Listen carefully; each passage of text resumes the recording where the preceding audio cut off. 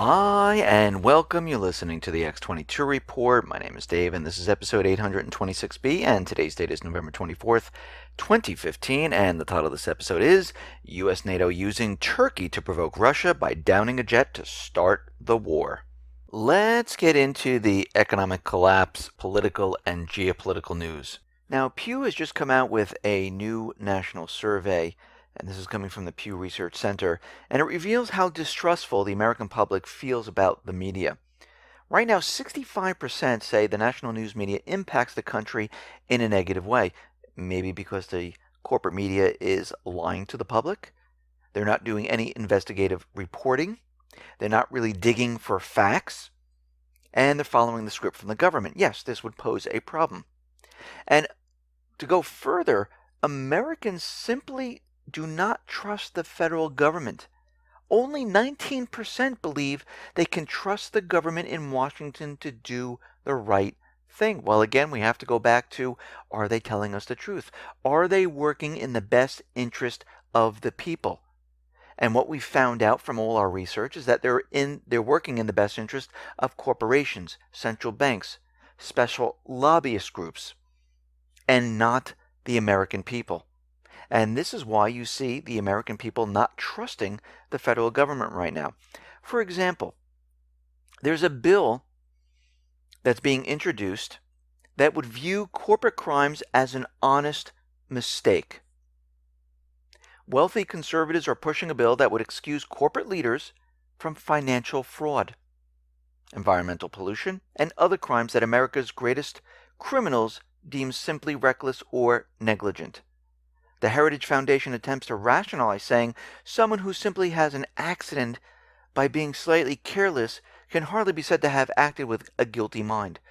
Well, if you want to take that rationale, you can apply it to pretty much everything, and everyone will not commit any type of crime. Basically, what they're doing right now, we are melded into a fascist government, where corporate and government melds into one, and they protect each other, and they do things in the best interest for each other.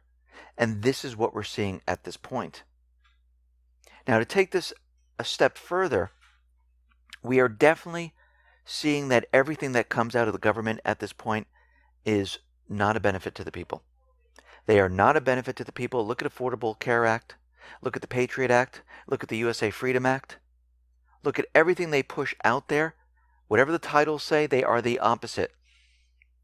And we can see that the governments throughout the world, here in the United States, they are trying to get the people together and control them.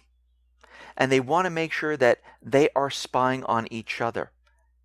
So right now in New York, what we're seeing is, since the Paris attacks, New York is taking its fight with terrorism to a new level. They created an app. If you see something, send something. Take pictures of it and send it into the authorities. Well, it sounds like a good idea, except people are going to be taking pictures of pretty much anything, and the investigators are going to be spending all their time running around doing everything except stopping terrorism. And that's if you really believe there are terrorists running around in this country, which I do not. I believe these are all government-sponsored false flag events. Do I believe there are terrorists out there? Yes, but the ones that we're seeing, they're backed up by governments. So basically what they're doing is basically creating this app, and they want people to go out and take pictures and send it in for different people all around New York City. It was almost like the law they passed where they said, listen, we'll give you a $500 reward if you think someone has an illegal gun, and we'll start the investigation. This is the same type of thing. And Nazi Germany actually used this, where they had people blowing the whistle on others who pretty much are against the government, who don't agree with the government. And I noticed at their promotional advertisement for this new app, they show a truck with, toxic material, propane gas, and poison, which, to me, this could be anything. And this could be part of a company. This is their job. They supply propane gas and they clean up toxic material. I mean, this makes no sense whatsoever, but again, they want the people to tell on each other. Now, the White House is pushing the idea of gun control this Thanksgiving. The Obama administration wants Americans to talk about why Congress won't pass more gun control. Well, I'm going to turn this around and say everyone should be talking about why we need a weapon this Thanksgiving. Because they're trying to get everyone to talk about gun control, where basically we have the Second Amendment, and it allows us to have weapons. They're trying to push everyone this Thanksgiving to start a debate inside the families. And if you're going to start a debate, make sure you have the facts of why people need to keep weapons, not give up their weapons. Now, Josh Earnest was talking about enhanced national security. And he's insisting that since we have all this terror going on, and they mentioned this once before, where they wanted to take the terror list, and anyone that's on this terror list, they cannot own a weapon. Now, of course, we know terrorists, they don't go to a store, they don't get fingerprinted, they don't go through the system to get their weapons. They get it on the black market. They get military weapons, as we've seen across the world, if you believe the government's official stories. But the problem with this is that their list, you don't know how you get on it, you don't know how to get off of it, and they can just throw anybody on this list. And this is a problem. And there is a message to these government officials about taking away our freedom of speech, taking away our right to own a weapon, taking away our rights of privacy and where they can't search you without a warrant. Government employees need to remember, and my wife reminded me of this because she's a very smart woman, that government is a privilege. It is not a right. We, the people, gave them this privilege to be in office. This privilege can be taken away. They need to remind themselves of this, that this is not their right to go along with corporate interests, foreign government interests, central bank interests. They need to remember this is a privilege where the people put them into office, and that privilege can be revoked at any time. Something they need to remember. Now, out in Kiev, the power was shut down in Crimea. And Ukraine, right now, is not repairing the sabotage power lines. Now, there is certain areas that are back up on emergency power, but there is no practical repair work going on right now. Extremists will not allow workers to repair the damaged power stations. And it's strange at this time that the authorities in Ukraine cannot provide access to the energy facilities. So the question is, why did the power go out? What are they preparing for? And what is the reason for this? Are they getting ready for a major offensive? Most likely, yes. Now, the Donetsk and Lugansk people, they decided that they're going to have to suspend coal deliveries to the rest of Ukraine because they're having talks discussing the delivery, the payment, and they're saying Ukraine right now basically are not really talking with them. The talks have come to a dead end, and they're saying that Kiev doesn't even want to go further with them. And they're saying it's not even worth it at this time, so they're just going to suspend all deliveries to that area. And this concerns me right now because what we're seeing is a power outage in Crimea. The extremists will not let anyone repair the power lines. We understand the U.S. and other foreign countries are in Ukraine training the National Guard, the armed forces, and special op teams. And they've started shelling the Donetsk-Lugansk area, and the OSCE has proven and shown facts that, yes, Kiev is the one doing this. And right now they decided to break off and not have talks anymore with the Donetsk area. Secondly, we see that the Minsk II ceasefire agreement expires the end of this year. And we understand at this point that Russia is in Syria destroying the Islamic State, which basically hurts the United States and their proxy army. And I'm thinking right now that because of this, the U.S. is now ready to start something in Ukraine and bring this war to all fronts. It looks like things are really starting to escalate, and they're preparing for something very, very major at this time. Now, Iran is going to start receiving their delivery of the Russian S-300 anti-missile rocket system. They're saying it has already started, and they're receiving the missiles. Of course, Washington, Israel, they're not happy with this whatsoever. And again, these are defensive missile system. And every time the U.S. comes out and says something about a different country, where they always say they have the right to defend themselves, well, so does Iran. Now, what we are seeing at this point, and we've mentioned this many times, the U.S. is backed into a corner. Russia is destroying the proxy army of the United States, which is the Islamic State, and Al-Qaeda, and al-Nusra, and every other terrorist organization inside Syria. Basically, they're funded, they're paid for, they supply them with military assets, and they're using them all to get Assad. So basically, Turkey decided to basically shoot down a Russian jet. They took it out because they said that the Russian jet flew into Turkish airspace. And then the pilot ejected from the plane, and basically on the ground you see the Islamic State and other terrorist organization. They were basically firing at the person parachuting. Now there's two different videos out there. One shows them shooting at someone that's in the sky, but they're coming down with a white parachute.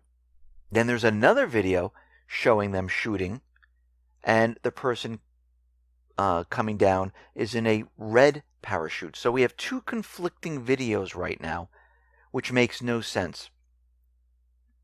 So what happened here? Well, Turkey decided, and they've given Russia warnings before, that do not come near our airspace, do not cross over the border. And the Russian Su-24, as far as Turkey is saying, crossed into the border and violated its airspace.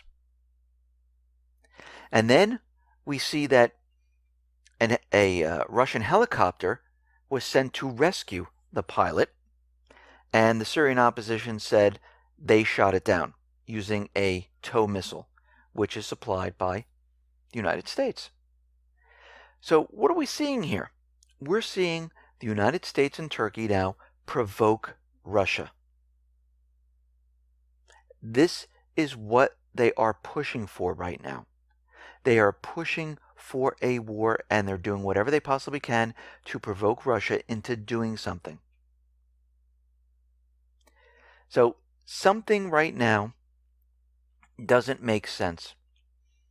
Because if you think of this and you use common sense, Russia didn't realize where they were flying, and let's say they did maneuver into Turkish airspace. The first reaction is to down a plane. You know the Russian plane is not there to attack. You know from the radar feed that it was bombing inside of Syria. There could have been a warning. There could have been maybe shots fired around the plane to give a warning. But normally this happens quite often, where planes go into different area. So did Russia fly into Turkish airspace? Well, we have to remember one thing here. Back on October 5th, Turkey intercepted a Russian jet which said they violated its airspace. And this was a setup for what happened today. And Turkey said that the F-16 jets had intercepted the Russian fighter, which violated the Turkish airspace, and they'd given them a warning. But what the corporate media kind of leaves out of this whole thing is that basically Turkey extended its borders by 5 miles, setting up a safe zone area. Now, they moved their borders into Syria. And basically, the Russians who were flying around were flying throughout Syria. So, what we are seeing right now is that Turkey decided to go ahead with the okay from the U.S. to fire at this plane and bring it down. So on that October 5th date, the U.S. military official suggested the incident had come close to sparking an armed confrontation. And when you read the report, he said the Russian aircraft had violated Turkish space by 5 miles, and that the Turkish jets had scrambled, but the Russian aircraft had returned to Syrian airspace. Remember, they extended their borders. So the Turkish security official said he could not confirm the account whatsoever, but the U.S. is saying that yes, this did happen. So basically, the U.S. was kind of pushing Turkey in this direction. And they were claiming that their airspace was violated. So what we are seeing right now is that the U.S. was directing Turkey to go after a Russian jet if it flew anywhere in that 5-mile safe zone. Now, this area is still inside Syria. And the Russian Defense Ministry put out a video, the actual radar following the Su-24. And when you look at the radar information, and remember, Turkey didn't put out radar, the U.S. did not put out radar, Russia is putting out the radar, and when you follow it along, the Su-24 never entered Turkey, according to the borders that they had before Turkey moved them 5 miles into Syria. So President Putin is saying that this is a stab in the back. And will Putin go ahead and start a war over this? No, he is not. He is not going to push this. Of course, Russia is upset about this.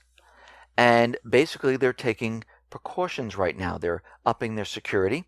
And at this point, they decided to basically stop all military activity working with the Turkish government.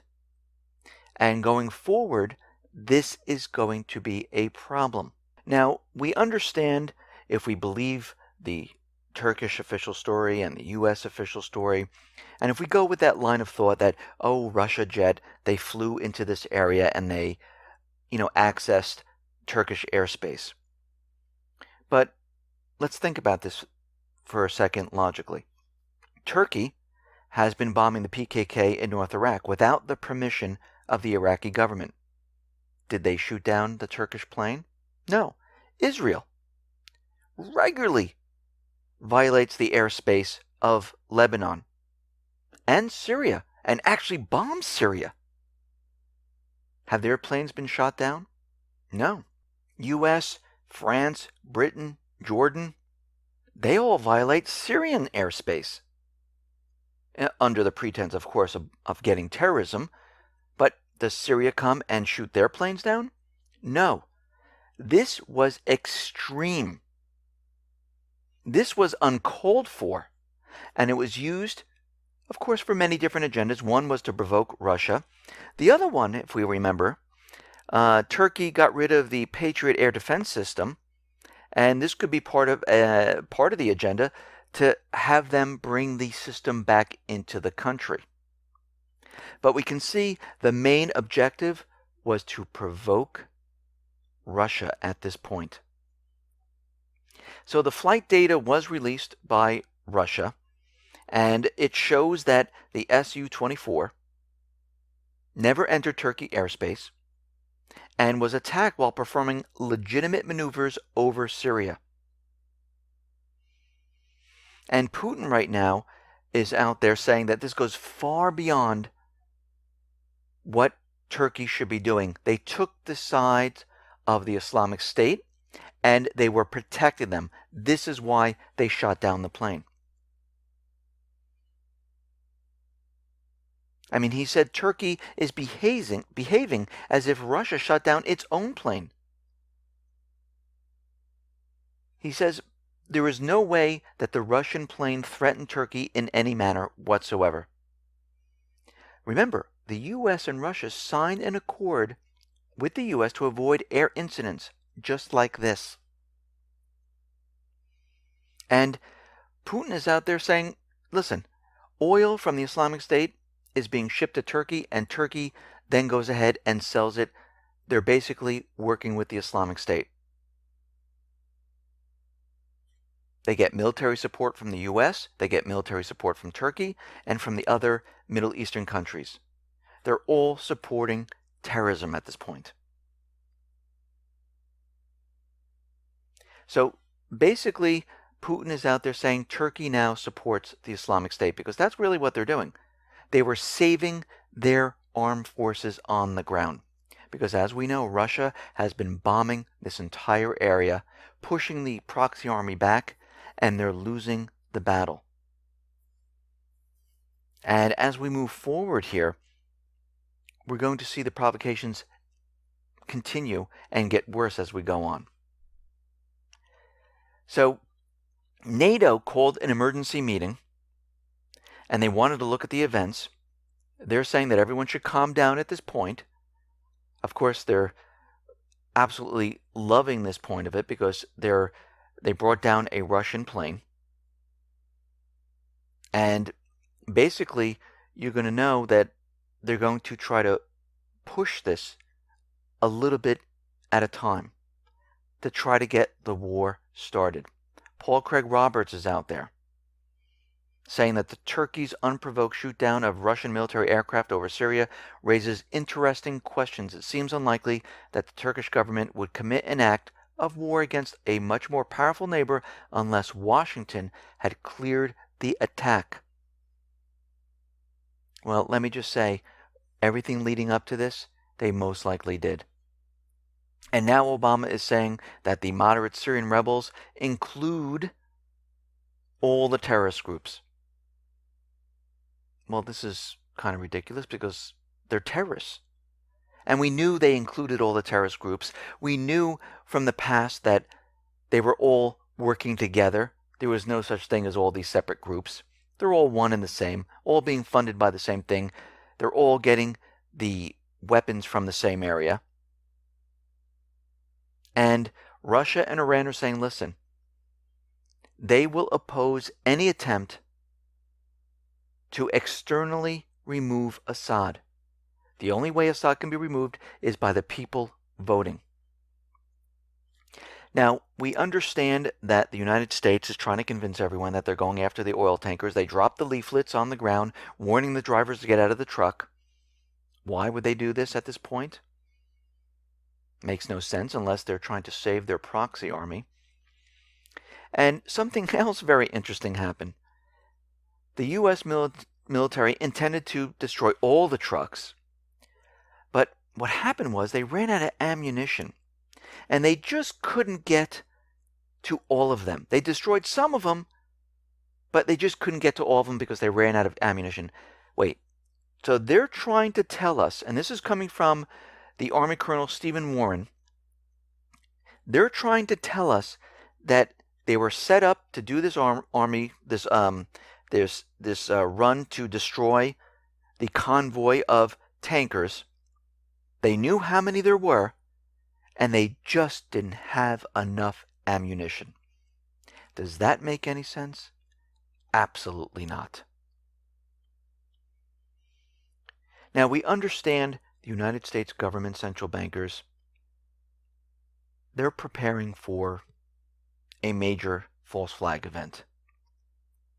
And right now, the nation's biological terrorism defense system, a 1 billion network of air samplers in cities across the country, does not work according to the Government Accountability Office.